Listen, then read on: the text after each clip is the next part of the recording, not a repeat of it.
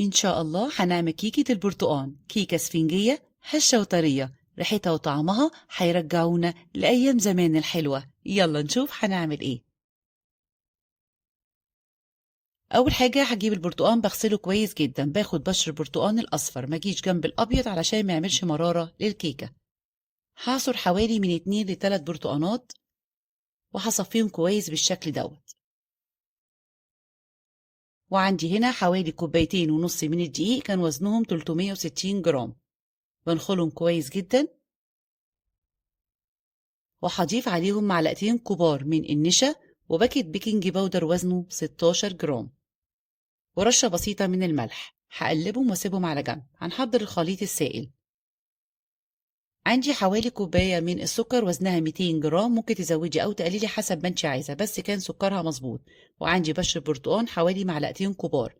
هفرك كده بشر برتقان بالسكر عشان أطلع كل المادة العطرية اللي فيه، وهضيف عليهم 3 بيضات بدرجة حرارة الغرفة،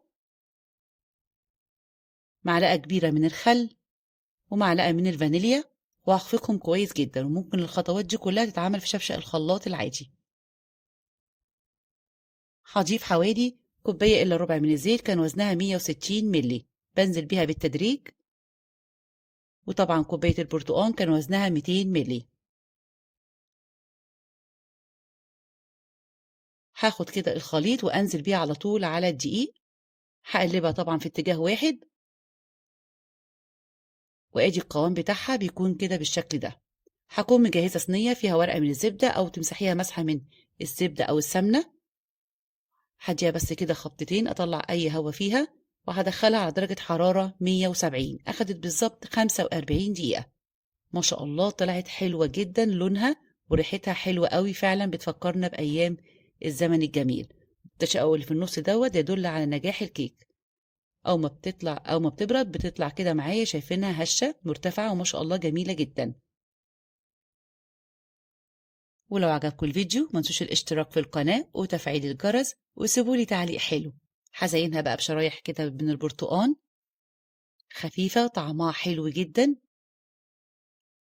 هبدأ ان انا اقطع لكم حتة كده، شايفين لونها حلو قوي.